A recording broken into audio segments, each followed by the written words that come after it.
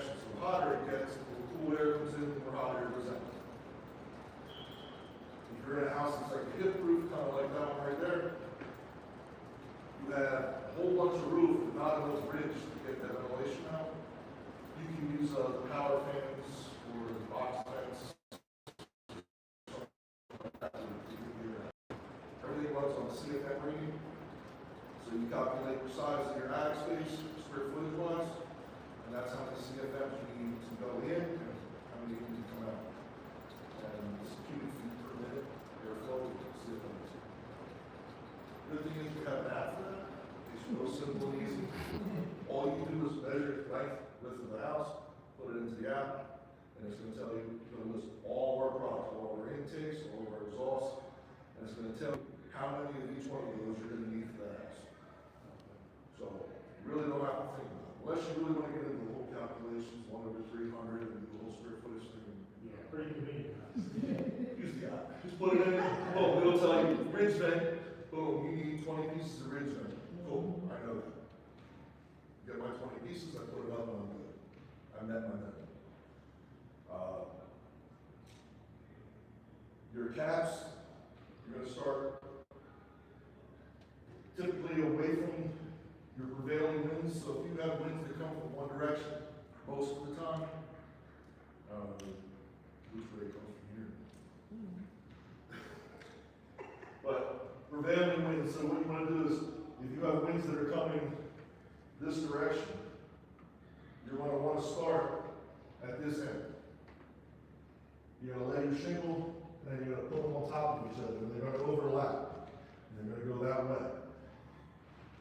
So the wind's going to come across, it's going to blow right across it. If you started from the other end and went that way, what's that do? That puts the butt end of that shingle against the wind. The wind's going to hit it. It's strong wind, it's going to lift the caps off. So prevailing wind is something to keep in mind. Which direction you're going to move on. I'm trying to think what else is there.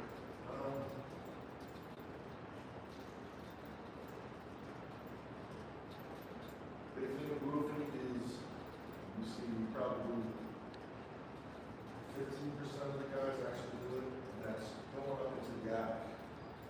Go into the attic and look around. I tell people to do it every time. Do it before you even get on the roof. Go up, even if it's just like a little pop-up thing. I don't do that, it's not for it. Especially with the closet skirts. But go up, flashlight, camera, phone, video, everything you see. Take a look around. If there's a leak up there, if there's a problem up there, you see it now. Use the head. The wood's rotted right here. You're not going to see it from the shingles. The shingles are just going to slip. But if you see it from the backside, you see weak things, or you see broken rafters, or you see anything that's wrong, point it out to the homeowner and say, hey, you're going to need X number of sheets of plywood based off what we've seen. Here's the video of what we found. Before you even get up there, because you don't want to put a ladder up and have one of your guys walk up there and step on that, fall straight through, or break a leg and then roll off the roof. You don't want to do any of that either. So the idea is safety-wise and also kind of buffer your homeowner, because nobody wants you to go up and do the roof and go, oh yeah, by the way, I know I told you it was $10,000, it's actually $13,000 because we had to replace all these extra sheets of plywood. They don't want to hear that. They want to know about that first and not foremost. The other part is protect yourself. You're going up there and you're doing the roof, you get off the roof and you leave, you get paid. He goes up there at Christmas time, you go get his Christmas tree and his Christmas decorations, and he sees a cracked rafter. He's going to automatically assume that you guys broke that rafter by loading stuff up on the roof, even if it was broken before you even started. So, document it and cover yourself. So, safety and cover yourself. I think there's other pointers on roofing. It's kind of the basic over the top about getting real deep into the whole technical. Do you have any questions on the basics of roofing? Understand all the pieces, parts, how they work, how they go together? I understand. Everything's good fun. All right. What I might have in the truck is, I might have one of the MSA books. Okay. I just need one of those. Okay. Give me time to study up for this next time. Yeah, that'll be in January, that class. Yeah. Or if you need to go to bed, just take it out and read it out. As far as that, I mean, we kind of talked a little bit before about the, the new construction side, the re-roof side, the insurance side, the storm side, of roofing pallets. Got a whole bunch of different variances, who does what and where. If you're young and you like to travel, get in with a storm chaser, you can see all different places across the country. Sounds like me. You have a couple weeks, couple months in one place and off to the next one. If you want to stay local, you can get into your re-roof or your insurance work.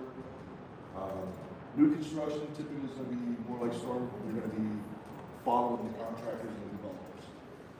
So they're hitting hard in Atlanta suburbs, and then all of a sudden when that market gets full up, they pack up roll. They're going to be down there in Jacksonville, banging out a whole bunch more.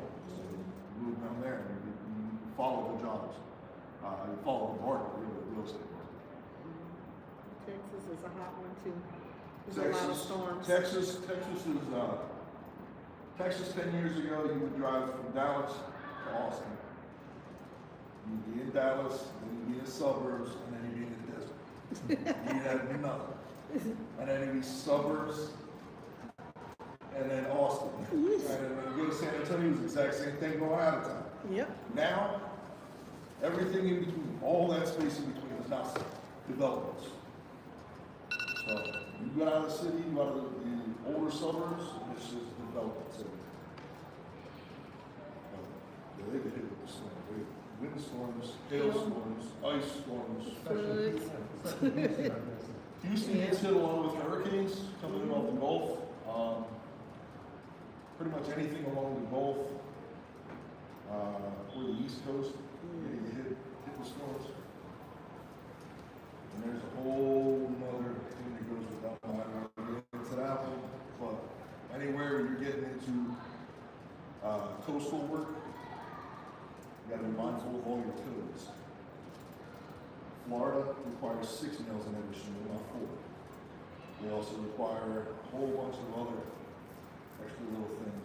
You get down into like Miami Dade, they have their own codes that are way above anybody else you'll ever see. It's probably the strictest in the country. Because of likelihood of hurricanes. Likelihood of hurricanes, and somebody over there just decided this is what they wanted to do, and then they're just kind of stuck.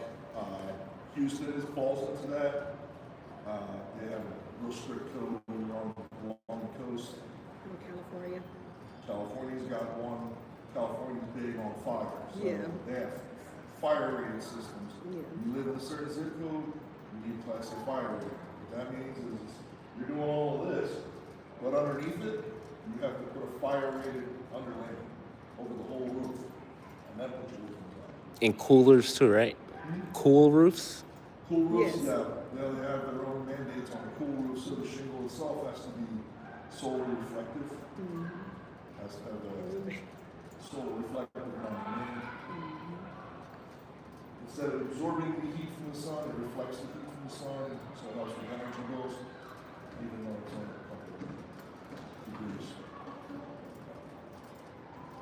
This makes it really feel. The other part, one good part about it is if you go up onto a roof in California, you go up onto a roof in Atlanta, you touch this roof here, it's hot, real hot. You burn your hands. More than a couple of times I've gotten some blisters on the hand, and I put them on the roof and it was too hot. California, you have a solar reflective shingle that reflects that heat. It doesn't absorb that heat. Those shingles don't get hot, so just so kind of cool to the touch. I'm trying to think, I'm going to get into the 14.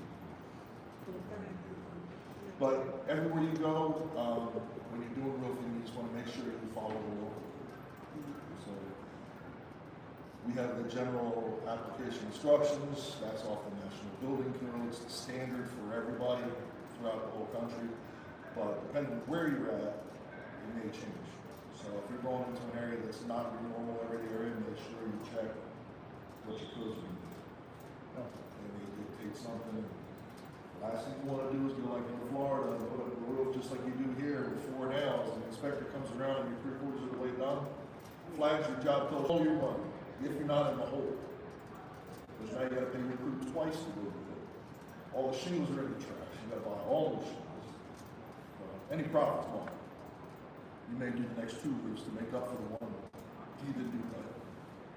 So make sure you follow the codes, whatever they are. And they're not gonna carry along. If you don't know how they know. That don't matter. That's your job to figure that out. Probably the biggest thing I can tell you with roofing is, number one, everything is where it's supposed to be. There's a lot of wood you know about that prior to doing it. I mean, I'll see guys that will go and you'll see some rotted areas, or see some weak spots, and you'll see some real unusual, strange things where, you know, the big square vents that are up on the roof? Somebody will pull one of those off, switch to a ridge vent. We'll have big holes in the roof. So instead of a normal person to put plywood in that hole and fix it, they may take a piece of coil, they may take a piece of something else, throw it over top, nail it, shingle right over it. And then you come walk and step on it, and you go right through the hole. So, good idea to peek from the backside, peek underneath, see what's there. I have one guy that does it. He has the job, he has the sign, everything's good to go. He will go out and he will take spray paint and he will mark big X's where do not step. Because he doesn't want his guys stepping. Nobody wants to get hurt. Nobody wants to go home. The other part is the golden rule of roofing. Everything goes over top. This shingle goes over top of this shingle. Everything goes that way because water flows that way. Never tuck anything behind. Be amazed at, you know, people have seen you tuck things behind. Water comes down, and guess what? If you're going to feed it underneath, it's going to go right underneath. And then it leaks. So, in roofing, everything is bottom up, everything overlaps. Any questions on roofing? I mean, I know I've loaded you up with a whole lot of stuff, probably more than you expected. No, I mean, I've taken everything so far. A lot of good information. And I'll just look at the recording whenever I forget.